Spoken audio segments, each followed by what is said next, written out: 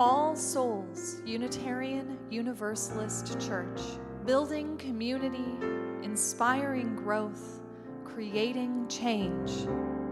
Here in the heart of Kansas City, we come together to create this hour of shared reflection so that we might be renewed in courage for these times and inspired to lives of greater dignity, higher purpose, deeper generosity, and more effective action. If you are new to Unitarian Universalism or to our congregation, we want to get to know you and share a part of your journey. If this place is already your spiritual home, welcome once more. We need one another, and it is good to be together again. Through the gifts of technology, we also gather virtually to celebrate community and connections as we lean into the values of justice, compassion, and reason. Welcome to all those who are joining us in this way today. Together, we learn the love that has the power to overcome both loneliness in the heart and oppression in the world. Welcome to our service this morning. May the words and music and images that we offer today nourish our best selves, calling forth abundant wisdom and love. Arise, O souls, all arise.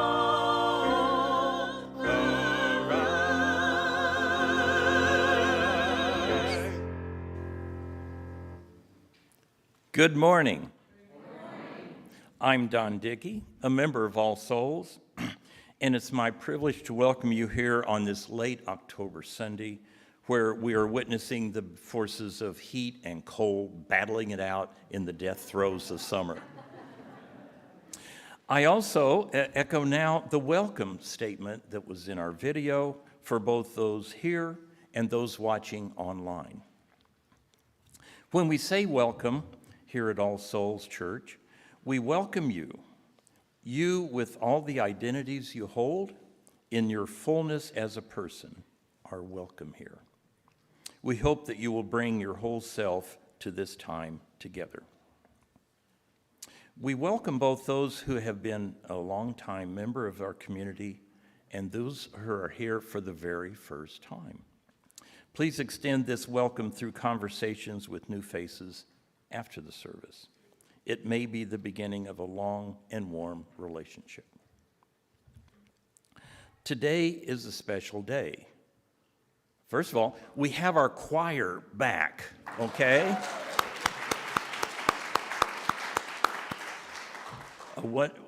We have such a richness in our music program, thanks to Anthony Edwards. Let's give him a hand.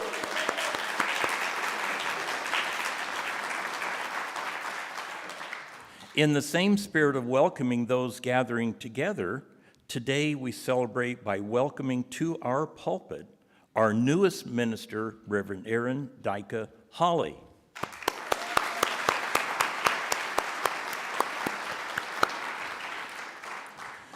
We are beginning to weave the tapestry of our relationship together. It will be a durable and colorful tapestry. Welcome, Reverend Erin.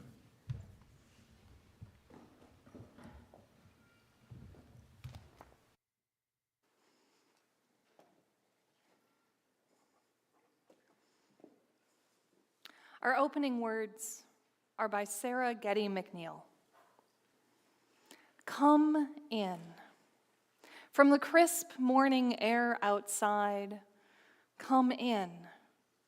Wearing the autumn sunlight on your face, come. Carrying the turning of the seasons in your heart. Whatever and however the greatness of life is speaking to you now, you are welcome here in our circle of friends. So I've got a story, and this story is called Who Loves the Dark, and it's by Sheri Phillabaum, and I've adapted it slightly. Oh, I skipped over a bunch of things, and I apologize. It's time for Ginny to light our chalice. Ginny?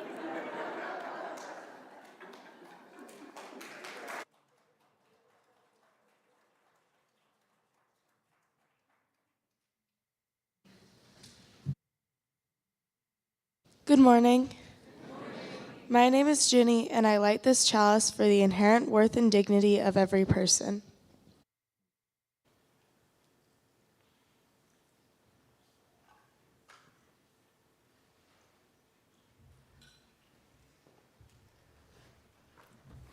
Please stand as you are able and join in the affirmation of our covenant, then remain standing and join in song number 389, Gathered Here. Together we affirm, goodwill is the spirit of this church, and service is its law. This is our great covenant, to dwell together in peace, to seek the truth in love, and to help one another. Thank you for being here this morning. We will gather together in song and sing Gathered Here in a round. This half of the choir will be group 1, and then I'll direct group 2 to come in, and we'll sing it 3 times together and continue at the end with Spirit Draw Near.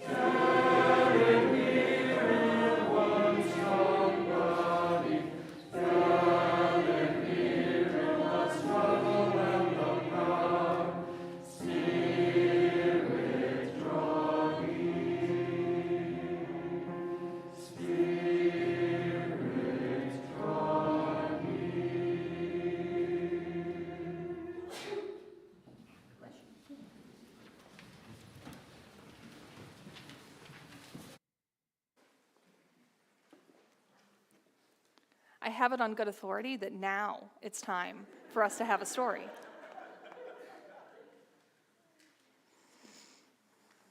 So, we get to enjoy a picture book, and this is called Who Loves the Dark by Sheri Phillabaum. And as I said before, I've adapted it slightly.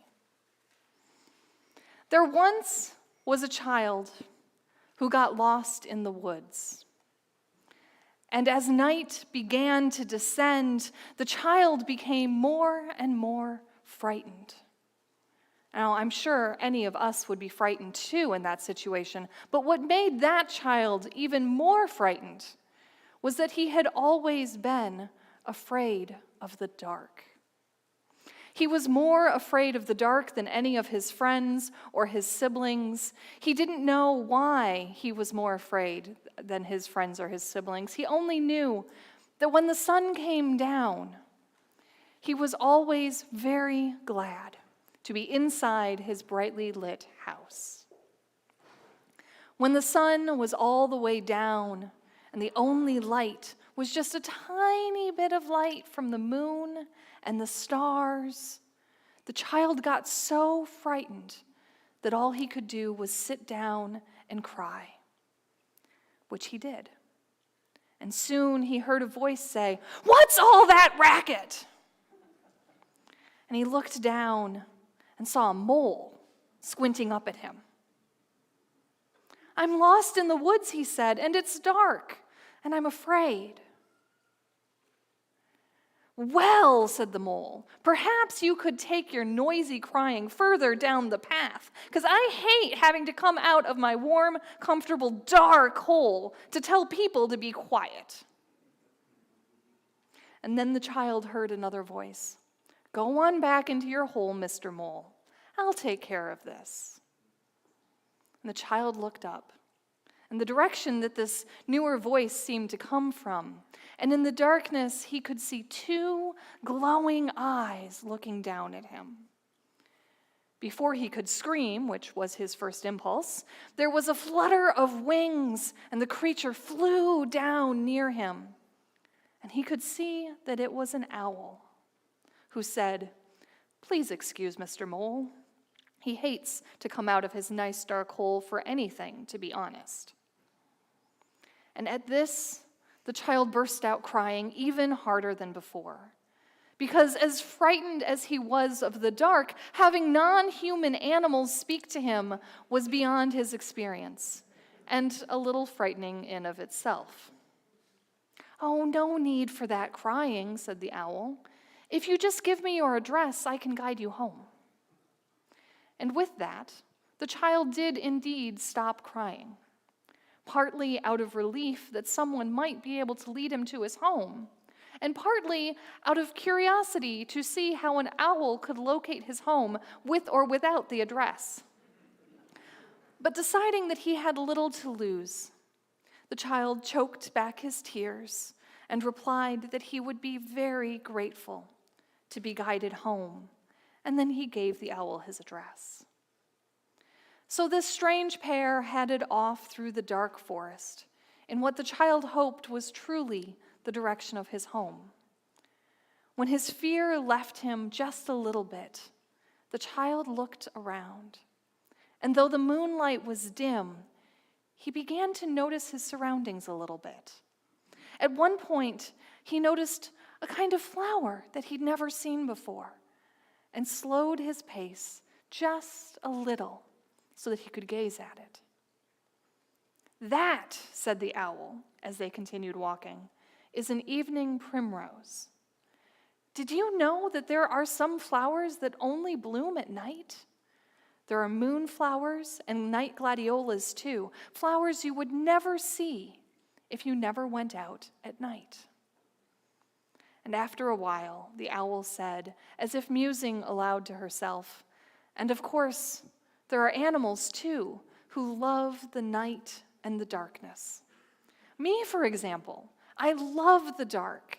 In the daytime, the light hurts my eyes, so that's when I like to go into my tree and sleep." Owl continued, "You know who else loves the darkness besides the nighttime plants and the animals? The moon and the stars love the darkness. That's when they can really shine. Oh, they're there in the daytime as well, hidden behind a wall of light. But when that wall goes down with the sun, the stars and the moon reveal their beauty." After what seemed like a very short time, the child and owl left the forest and walked down the street that the child recognized as his own. He was very happy and relieved, but also a little sad to say goodbye to Owl, to whom he gave a gentle hug and a thank you. He went into his home and, being extremely tired, got ready for bed right away. Before he went to bed, as a matter of habit, he bent down to turn on the night light that he always kept glowing through the night to keep the dark at bay. But before his fingers touched the switch on the night light, he pulled his hand away, smiling. He got into his bed, pulled up the covers, and let the comforting arms of the darkness soothe him to sleep.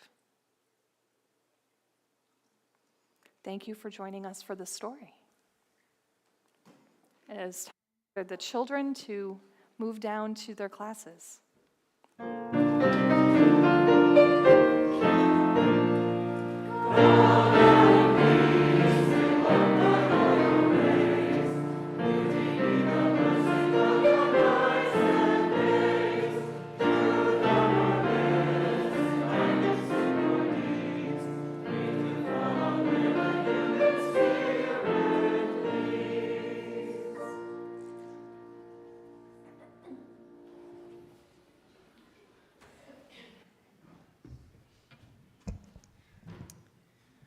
My name is Lynisa Robinson, and I'm a member of this congregation. For most of the past year, I've had the honor of serving on the search committee that resulted in our board of trustees hiring Reverend Holley. One of the first steps in the search for a contract minister was conducting a congregational-wide survey. The results were definitive. We would be looking for someone with the skills and passion to work with younger members and teens, but who could also support our ministry as a whole, which is exactly the contract we've entered into with Reverend Holley. She has already started creating a shared ministry with our young adults and teens, while also working out some of the day-to-day details with Kendall. But before we could hire her, first we had to find her.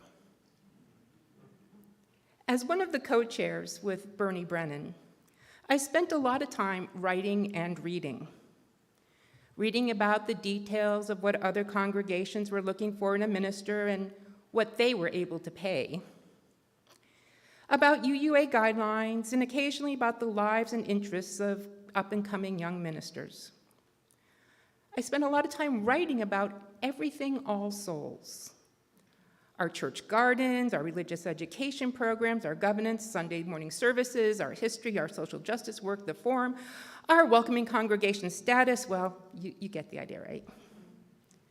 The minutia was real, and I was honestly loving it. So it came as a bit of a shock to my system when, during the Zoom interview with Reverend Holley, she asked the interview team to tell her what was the most important thing to each of us about All Souls. How could I pick one thing? And which would make the best first impression? I really wanted her to like us. I was chairing the interview, which meant I could answer last. Good. I'd get all that extra time I needed, but I wouldn't need it. I'd already thought of an answer. And then I heard Allison Hartnett say the exact same thing I was thinking. Okay, I thought of something else. And sure enough, somebody else said it, and this continued. I was running out of time. I was down to talking about our gardens and grounds, which is an excellent answer, but felt a bit disingenuous since I haven't even raked leaves for years. Okay, running out of time. One last person to go. My mind started to wander. I somehow ended up thinking about to last June, to the Sunday service when our high school graduates spoke. Two of our graduates were brothers, Nick and Barry. They had started coming to All Souls when they were tweens. They spoke passionately about their love of this community, and their enthusiasm for being accepted into it was contagious. They mostly just cared that we were here. The details were secondary. I was inspired. I had a genuine answer. Even though it sounded a bit contrived, it still does. The most important thing to me is that we exist. All the details have and will change over time. But as we, as a congregation and a denomination, keep going, we still exist. Some of those changes I like, some not so much, but we keep responding to the moment that we are in. As Reverend Holley and our younger members and teens figure out what their shared ministry will look like, and as she and Kendall figure out how their shared ministry will work, I have no doubt that I, like probably many of you, will be happy with many of the changes, and others perhaps not so much. But the thing that is important to me is that we will remain, as obvious as it is, we will exist. Our church survey was clear. We want to exist and thrive, and we want to invest in a future where we will continue to do both. Reverend Holley will be doing the work we've contracted with her to do, to help us adapt to the world as it is today, as this church has done again and again and again, and to build the best foundation we can for tomorrow. Let's make sure she has the tools to do that job. This morning, let us once again offer to this great work our hands, our hearts, and our wallets. The offering will be gratefully received.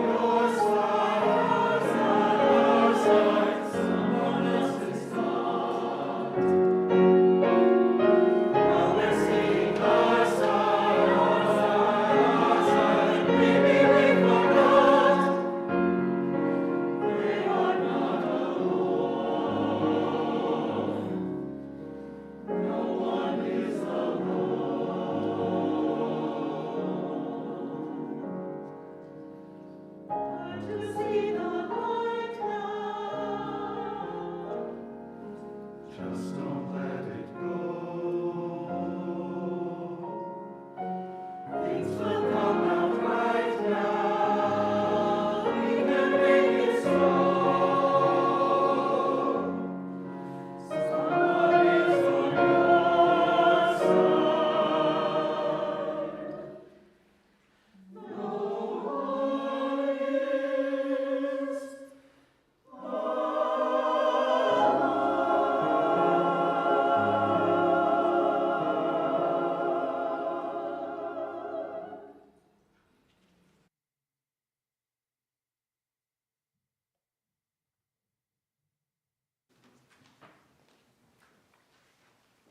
Please join me in the dedication of the offering.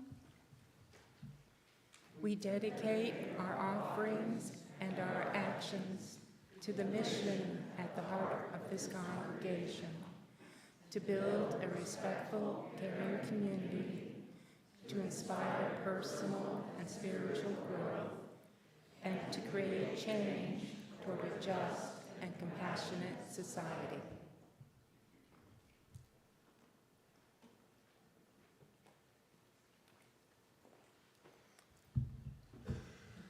From Auguries of Innocence by William Blake. It is right, it should be so.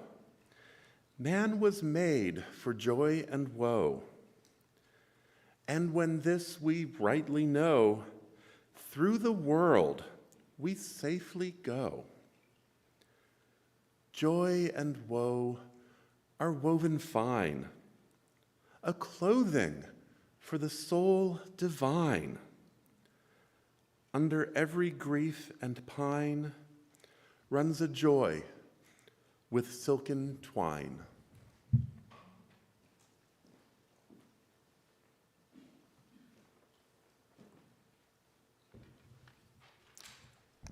We Are Whole by Beth Lefevre.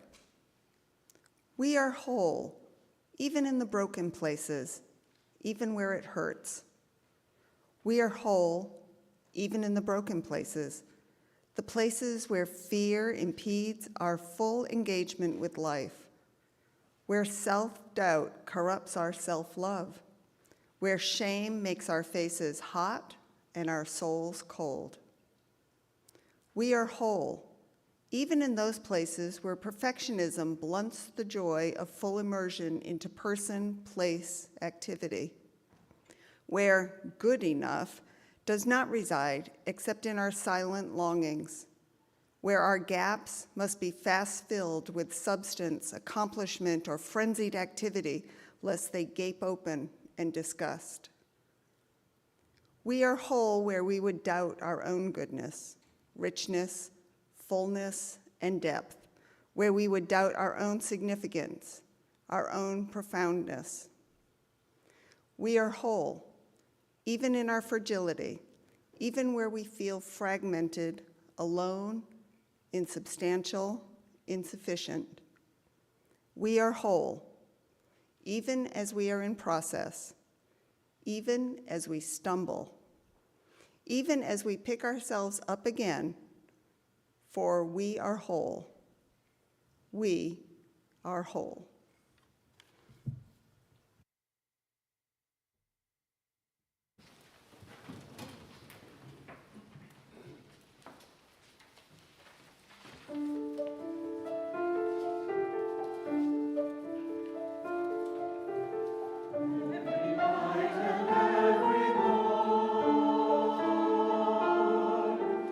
Some to misery are born.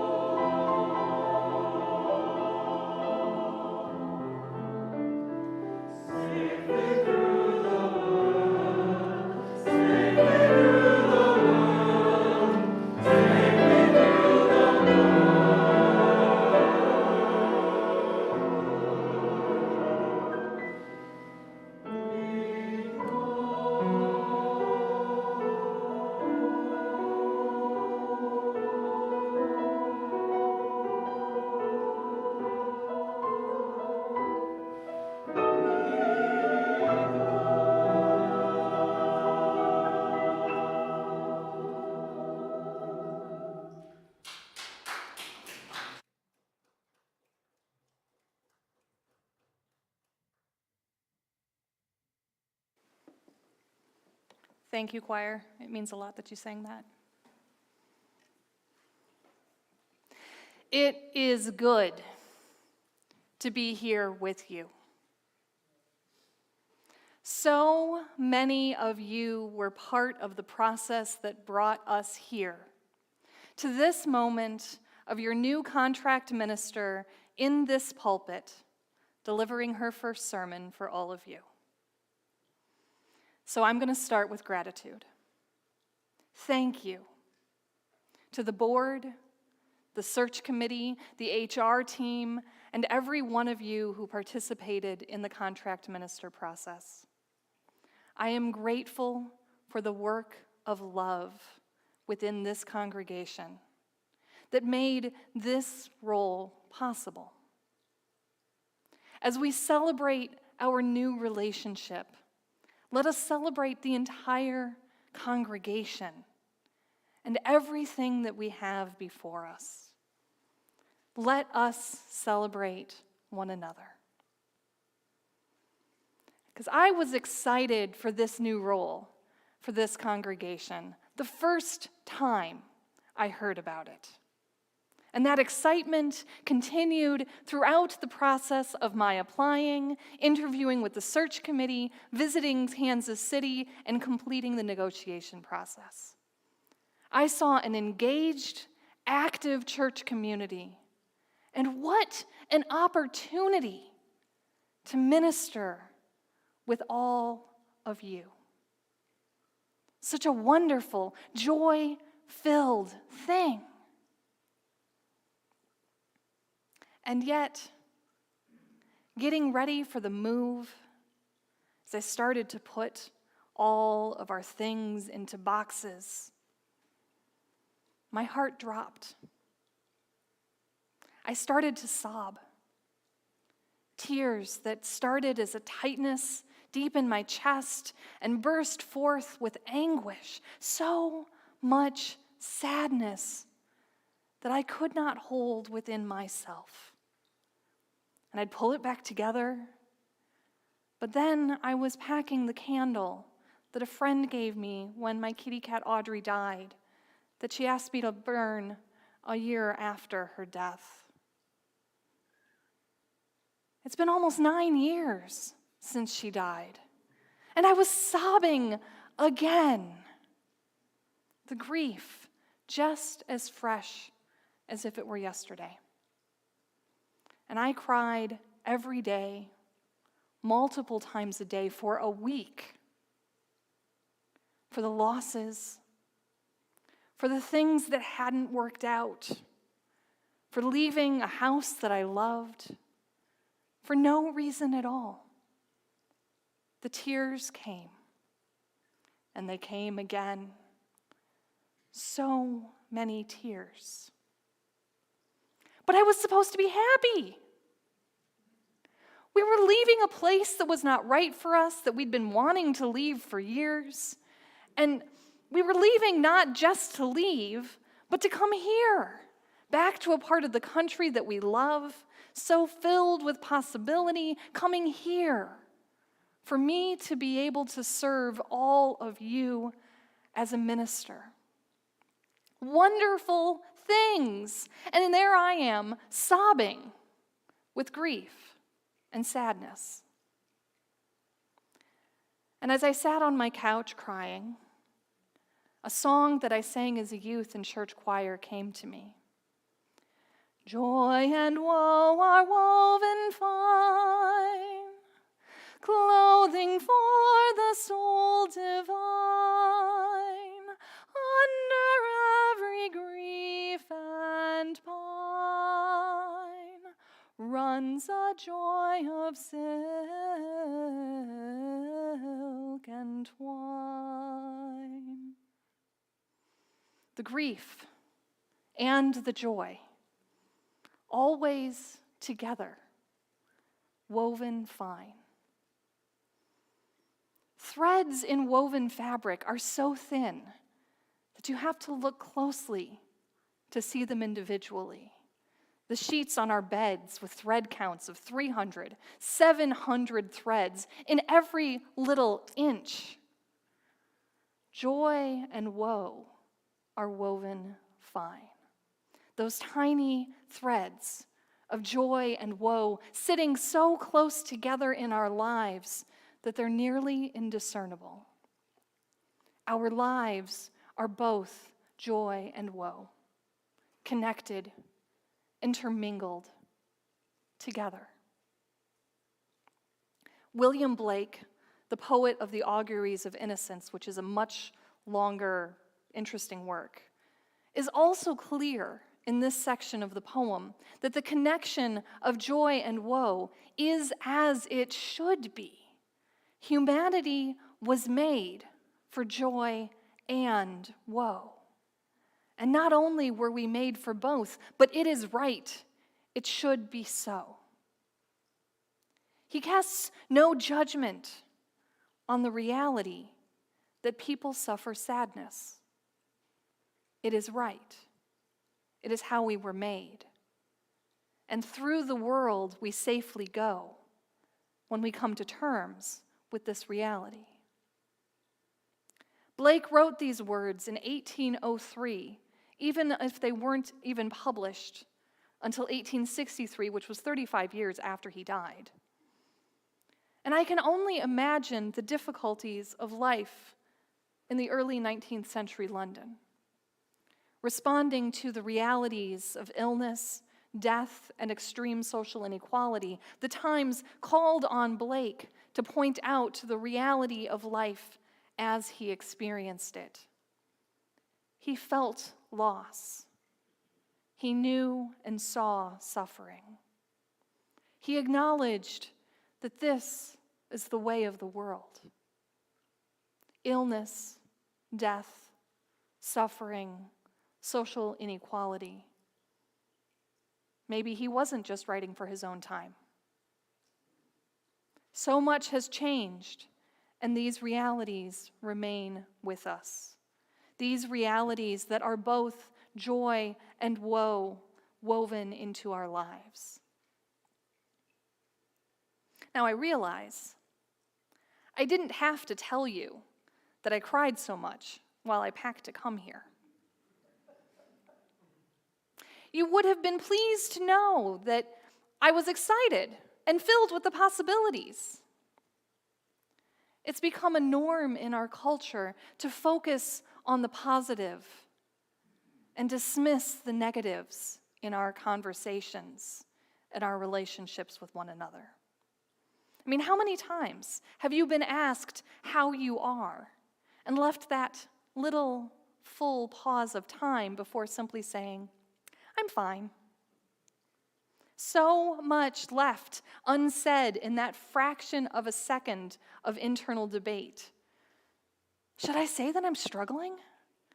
That there is so much sadness inside of me that I can't hold it all, but somehow I must? Because even though I know you probably care about me, asking how someone is really just something to say, and it's not okay for me to dump what I'm really going through right now. You probably don't want to know anyway. Yeah, I'm fine. We all do it.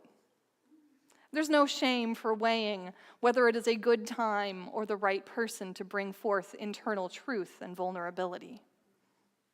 Social norms are only to be broken with care. And here I am, questioning them, though. If it's okay for me to respond to, how are you doing, with the litany of the good things happening in my life, why do I feel this pressure not to be open about the struggles? This is the norm, and maybe that norm isn't quite right. We were made for joy and woe. It is important to feel all of our emotions, to acknowledge them. They are real and valid and worth being open about. This is the fullness of human experience, and to deny any of our emotions is to deny parts of ourselves. And it's hard to even tell you about this without getting caught in our own language that prioritizes some emotions over others. Joy, pleasure, hope, gladness, love. We call all of these positive emotions. But that leaves sadness, fear, anger, frustration, grief, and disgust as negative emotions. The literal value judgments of our emotions in our language. And these value judgments affect us and our relationship to our emotions. It tells us how we should feel. And society is clear. You should feel happy.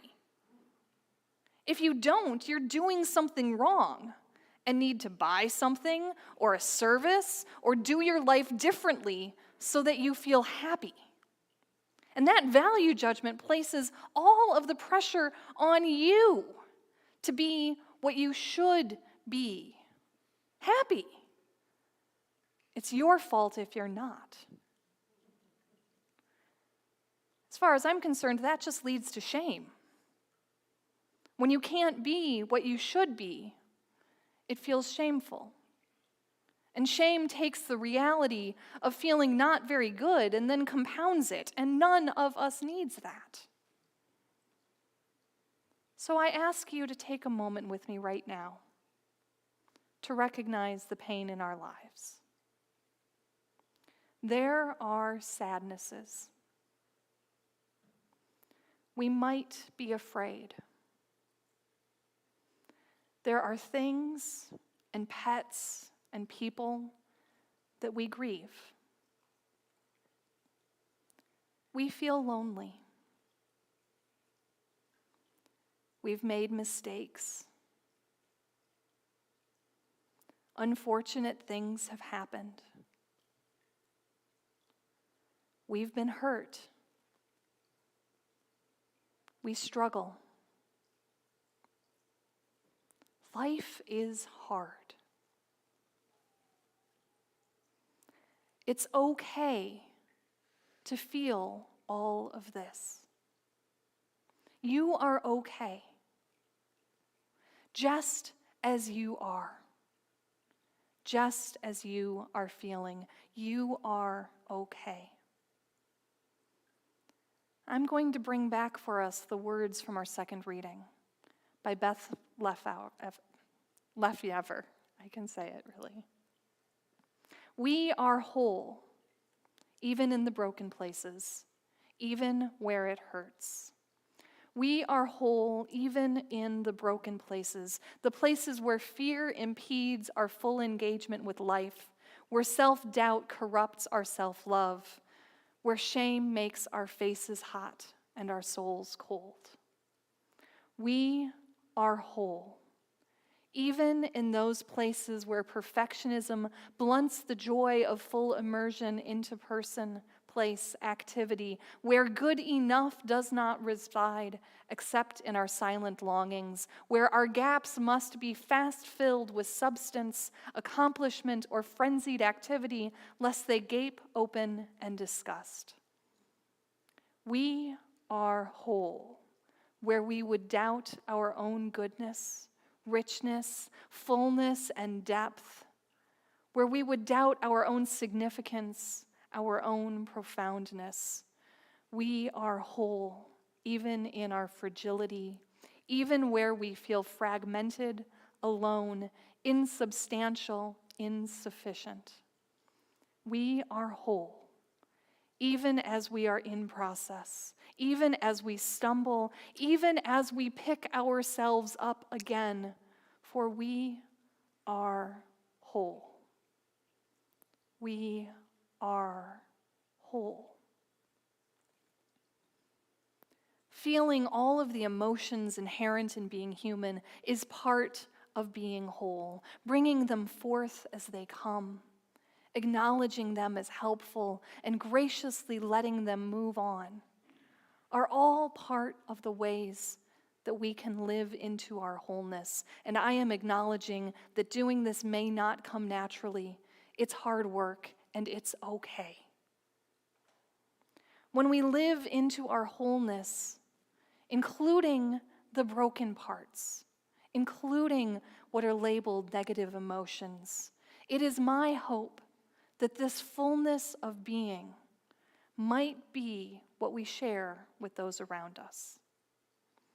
Because I'm worried that the pressure to focus only on the positive has gotten in the way of being whole, that we deny the reality of pain and sadness, shoving them deeper and deeper within, never allowing the release of this acknowledgement and expression. Does that make sense? Because I know that I keep going, keep doing, keep holding it together, because that's how I learn to function. I pretend that I'm okay, and I'm really not sure whether that's more for me or more for those around me, and I never do acknowledge that there are these emotions I'm ignoring until it all comes tumbling down. And I have to wonder, if I let myself feel my own truth a little bit more often, might it be that little bit easier? If I were to share my sadness with beloved community, maybe it would feel a little less heavy. This community is a place where we want to cultivate whole selves, a place for our wholeness to thrive. This can be a starting point for accepting the broken places, even where it hurts. Because here, you are not alone. You are not alone in this room or watching online. You are not alone in having broken places. You are not alone that it hurts, that you struggle, that you feel sad or lonely or afraid. Maybe, just maybe, you might allow yourself to feel more deeply while you're here. Maybe, just maybe, you will share with one of us the truth of your heart when asked, "How are you?" It is only through bringing forth our truth of joy and woe that we are a community that we seek to be. Let us be our whole selves. Let us bring our wholeness to one another, enriching all that we are and all that we seek to be. May it be so. Amen.